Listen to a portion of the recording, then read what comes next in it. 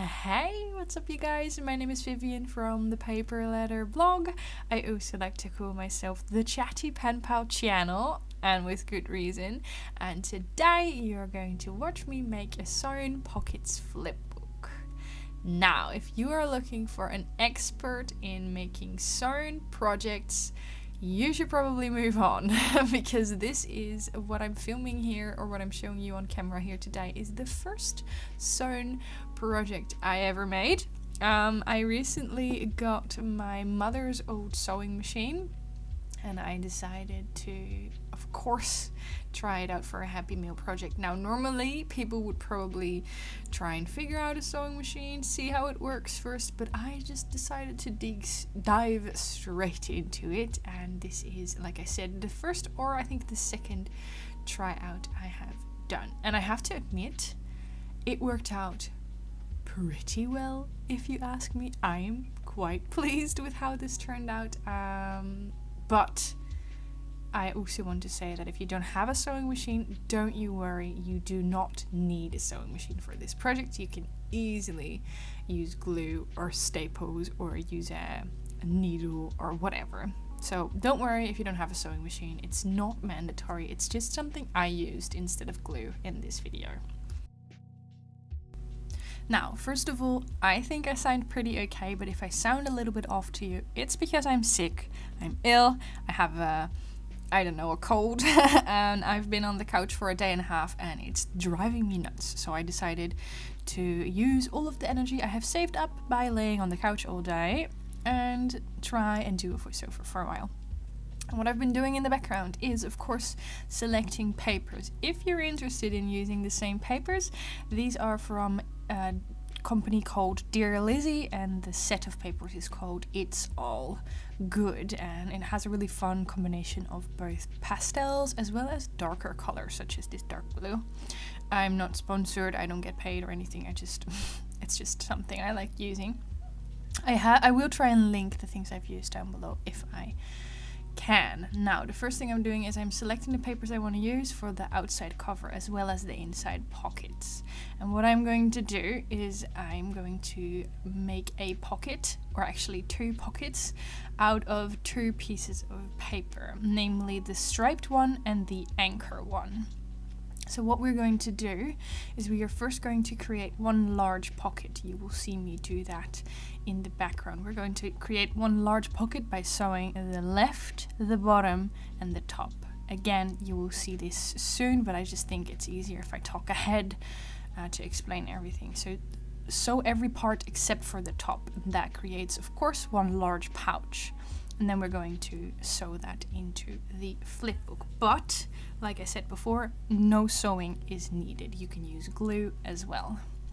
This is me writing down the measurements. I will also write them down in the description box down below.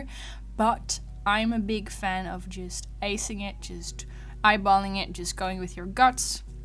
You don't have to follow my exact measurements. You can just go with whatever paper you have. Now, we're going to make 3 pockets. The floral paper is going to be the third pocket, but in the beginning of the video, I make a mistake. So you can disregard that for now, but I will show you how I make the third pocket in a second as well. And hint, hint, the third pocket will actually hide the sewn binding on the inside.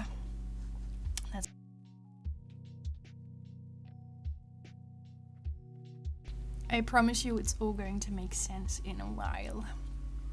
Anyhow, how have you guys been? I know I've been absent for a while.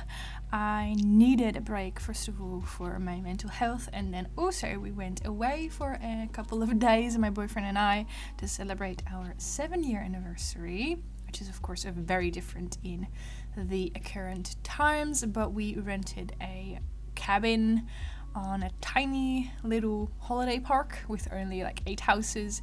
So we got one of the 8 cabins and it was overlooking a lake. It was right in the middle of the woods, which was absolutely incredible. And I have to admit, it did so much for my mental health. Just no distractions, no like limited access to internet and screens, and just a lot of reading, a lot of walking, a lot of nature, and I can definitely recommend it for everyone. The past couple of days I've also been going for many walks, and even though I'm sick now, which is very annoying, I can tell you that it's very healthy. Like, not just the physical aspect, but the fresh air and the mental aspect. So if you have the opportunity to go outside, I definitely recommend doing it. This is of course not new, but especially in these crazy times, I sometimes need a little push. And I don't know, maybe hearing some stranger on the internet talk about it might be the push that you need, or that I need, or something. I also know, I'm very aware that some people are not allowed to go outside due to lockdowns. We are also in a lockdown. It's just a little bit more free, as in we can still go outside, just not into restaurants and stuff like that. So I'm sorry if you are in a situation where you cannot go, but for those of you that can go, listen to a wise Vivian and do it. So what I'm doing in the background is, like I said, I'm creating that pouch, namely sewing 3 corners except for the top, so that you create a very messy, no, it's messy, but it's handmade, and that's okay. But then you have a pouch, and you will see why we need a pouch in a second. So no, I did not sew straight lines at all, but I'm learning, and I'm not letting this discourage me. This is the mistake I'm making. I was not meant to sew it yet, but now I just made a pouch, so I'm just going to make a second pouch in the same way, and then I have to remember that I should not sew it outside the flipbook. I have to sew it into the flipbook. Okay, next part of the tutorial. We now have the outside cover, the pouch that we sewed on 3 sides, and the paper that we need for the 3rd pocket. So what you need is the paper that you would normally use to fold a pocket of, opened, as you can see. And then what we're going to do is we're going to sew everything in the middle. So the pouch, the outside cover, and then on top the pocket opened. And you will see why it's opened in a second. I made a little sewing mistake there. I'm just fixing it. But you will see why we're doing this in a second, because stitching it in the middle will of course sew the flipbook together, but it's also creating that middle division in the pouch, so that instead of 1 large pouch you have 2 pockets, and it's going to be the middle of our 3rd pocket. So all we have to do left is sew the 3rd middle floral pocket together. I am fully aware that that sounds super duper confusing, but as you can see, I hope at least that looking at it will explain what I'm doing. So you're folding the 2 pages of the floral pocket together, and then we're just going to sew that on the top and bottom. So instead of a pocket opening on the top, we're going to have the middle pocket opening on the side. Although if you want all of them to open from the top, you could of course also sew the 2 other sides so that it opens from the top. So now we're going to sew the top and bottom of this pocket, leaving one side open. And my flipbook has a front, a cover, and then 3 pockets. But if you want to have more pockets or more pages, of course you could also sew spare pages in here, or more of those pouches we made at the beginning. More of those pouches like the one with the striped page and the anchor page. And I really like this middle pocket, floral pocket thingy, because it hides the binding, and that wouldn't normally be that big a deal, but since I've sewed it pretty wonky, it's nice to hide the imperfections. The tea I was trying that day, I'm still going strong in trying out all of the teas you have sent me. Now that my PO box is closed temporarily, I'm finally drinking more than I'm receiving in terms of teas, but I still have quite the stash. This page is one of the cut apart sheets from that same paper pad. It's All Good by Dear Lizzy. I just like using these because I usually cannot get my hands on the die cuts. I do have one set of die cuts, but they're quite rare to get here in the Netherlands, so I like getting the cut apart sheets to use as decorations. And as you guys know, I also like using digital kits. You can purchase digital kits on websites like AC Digitals. Sorry, my pronunciation. AC Digitals has these kits for purchase, and then you can print them as often as you like. Once again, not sponsored, but I know that there's more countries that have a limited access to certain craft supplies, and it's a good tip if you if you don't mind fussy cutting all of those individual little items. And with fussy cutting, I mean carefully cutting out the printables. Now it's time for me to actually start decorating. You saw me trimming off the leftover threads at the end of each page. I always doubt whether I should cut them off, because I also kind of like the look it has with the threads still on, but it does look a little bit messy, so I have yet to find the perfect balance. And since I made this project back in August, I have practiced a lot and worked on a lot more projects with the sewing machine, and I definitely think I'm getting better.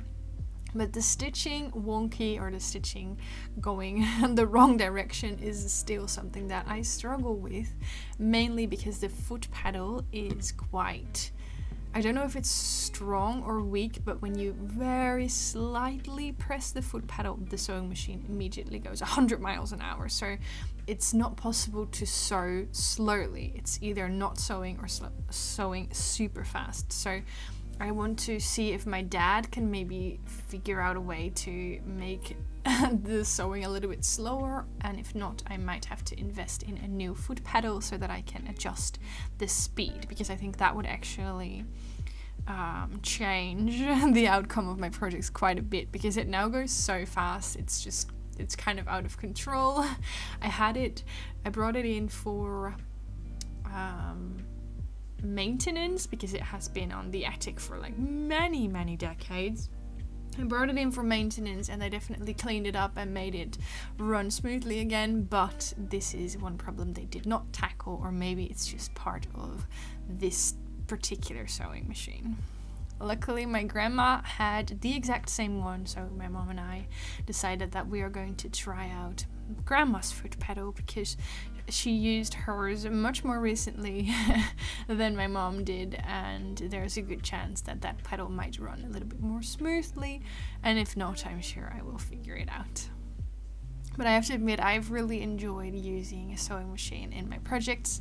I quite like the handmade look, even though it can also be sloppy. It's definitely something not necessarily original, but it's something that you don't see that often in mail, and it's just, I don't know, it makes me happy working with the sewing machine. It makes me happy seeing the finished end result, and I also have to say that it's quite good for my anxiety, because all you're focusing on is this single stitch line. All you're like thinking of in the exact moment is trying to make sure that the sewing goes smoothly and that you do not accidentally sew your pocket completely, what is the English word? Like, I keep saying wonky, I don't know if that's correct, but not in a straight line is what I'm trying to say. So far I have mainly been sewing pockets, and what else? Yeah, mainly pockets. I'm working on one other project with the sewing machine. Again, it's another project that you could use a sewing machine for, but it's not mandatory. I just use it as some sort of a final touch or a detail that I quite like, but I don't think I will ever do a project where you would have to have a sewing machine. I like making my videos accessible for everyone and adaptable to whatever supplies you might or might not have. Speaking of supplies, what I'm using here is a circle punch to take a little bite out of the pockets so that you know you can actually open them. Of course, if you don't want to make pockets, you could have sewn these pages completely together so that they would be double-sided instead of single-sided, but you know, I like the pockets. And then we're going to continue decorating. I already said this in the beginning, but I try to link everything I've used down below. Sometimes I cannot link the shop I've used. For example, the circle punch is going to say two things in the same time and my brain just completely malfunctioned. I wanted to say I've had that for a long time and it's one of the first craft supplies I've ever bought, so I cannot link that anymore, but I will sometimes try to find something similar. So if you end up needing some craft supplies, I mean, we all know the feeling. Please do use my links down below. You don't pay anything extra for using my links, but if you end up purchasing something on either Amazon or Craft Stash, I could get a very small percentage, which is always welcome, of course. I mean, I could use that for more craft supplies, not gonna lie. No, actually, I've been saving for a camera. Okay, Vivian, enough justifying. Lately, I find myself gravitating, is that correct English? If it's not, I'm sorry, I blame the sick brain, towards craft paper a lot more. One of my sources for craft paper, by the way, is the brown paper, so it's craft with a K, not a C. The brown paper, one of my sources is the flower market on the farmer's market. The flower stall. The guy there wraps my flowers in brown craft paper, so that's one of my supplies. Or packaging, or IKEA has really cheap rolls of brown craft paper. So I use that a lot in decorating, it just gives a nice look. Then some beautiful writing paper that I wanted to use, but it didn't fit into my pocket, so I just decided to trim it down a little bit so that it would fit. And then I wrote "read me" on the craft paper. Of course, I'm going to write the letter afterwards. I know there's also YouTubers or Snail Mail or Pen Pal with me channels that write the letter on camera, but that's not my style. I think I write a lot of personal things. If you've received a letter from me before, you might recognize that. If you share your story with me, I will often return the favor. And I wouldn't feel comfortable sharing that in a video. Also because I, of course, reply to someone's letter and then I don't want other people to be able to read that letter, if that makes sense. But yeah, I always usually share a lot of personal information in these videos as well. I know I haven't done too much of that in this video, but I need a little bit longer. I already told you that I needed a little break for mental health, and I think I'm still there. I mean, I have been so excited to go back to making YouTube videos. I saw in my YouTube statistics that the Flow Book for Paper Lovers video is still doing really, really well, which means that a lot of people are still finding my channel, even though I have not uploaded a video for quite a while, and that just made me so excited to get back to making videos. I also feel like I have a dozen ideas and a lot of things I need to try. I have all of these pictures saved on Instagram from things I want to make a video about. So I have been too excited to get back, and then I got sick and I could not actually. So yay, but at least I can actually edit a video now, which is good. I collect pretty little poems in that purple notebook, so if you have any pretty little poems, please do leave them in the comments down below. I can always use new ones, and the one I'm writing on this little card is, in my opinion, very applicable to the current time, and it's very applicable to me personally. I read out a poem in a previous video and I got a lot of positive feedback on it, so I will try again. The poem goes: if you can't quite face looking up today, not knowing what's ahead, drop your gaze and watch your feet taking one more step instead. I don't know the author, I couldn't find the author, but I think that's a very beautiful poem. Or is it a poem? I don't know. I think it's very pretty, a little something to write on a card to a pen pal, and I personally am helped by little lines like this, because I very often have days where I get super anxious from not knowing what's to come, and I will tell you about that again in a while whenever I'm ready, but yeah, for now I'm just focusing on the little things and focusing on taking baby steps. So for me, this is a very applicable and yeah, kind of special. What I'm doing in the background is I have a little pocket a little clear pocket. I now wouldn't buy plastic pockets anymore, but I had an Etsy store for selling hair ties for a little while, and I bought these for that, and I have not used up all of them, so I just decided to use them in mail because it would be a waste to just throw them out. So what I'm doing is I'm creating a double side goodie bag. So on one side I'm gonna have cutouts and cut-aparts becomes cut-aparts. I have cut-aparts and die cuts from this collection, and then on the other side I'm going to put a bunch of tickets, which is another one of my favorite craft supplies. And if you watched closely in the video, you saw that I was trying to measure out the paper perfectly, and then I ended up putting the flamingo paper in sideways because my brain did an oopsie. But it's fine in the end. I mean, it's completely blocked from view by all of the tickets, so yeah, no, it doesn't matter anymore. These tickets, I should say, are from AliExpress. I have a lot of tickets because they're another one of my favorite things to use. I always got the AliExpress ones because they're quite cheap, and the actual vintage ones are A, quite difficult to find, B, quite expensive, and C, if I ever have vintage tickets like sent to me by people in mail, I find it very hard to actually use them because they're so precious. But a little while ago I purchased a stack of them on Etsy, so I do have some actual vintage tickets now, but if you're looking for look-alike vintage tickets, check AliExpress. I feel like I shouldn't be telling anyone to check AliExpress. You're going to spend all of your money there. I have a paper pad from Action that had those white with black dots tabs in them.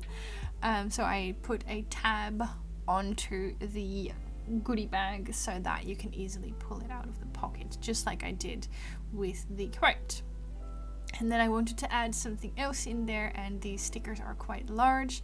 They are see-through kind of stickers. I think they're very cool.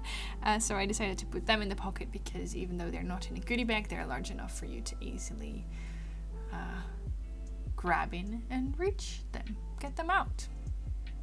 So these are this is another goodie bag that I'm making, but this is basically the mail. You're seeing me finish up the goodies, you saw me put in a quote, you saw me put in the letter writing paper and a goodie bag, you saw the tutorial. I really hope it made sense, and I really hope you enjoyed this video. If you enjoyed it, you know what to do. Give this video a big thumbs up. I say this all the time, but responding to a video, whether it's thumbs up or thumbs down, leaving a comment or sharing it with friends actually helps me get higher up in the YouTube algorithm and therefore reach more people, which is of course super fun. I put a lot of time and effort into my videos. I'm gonna be putting in more time and effort in the near future when I feel a lot better, and it would be really fun if I could reach more people. So there's that.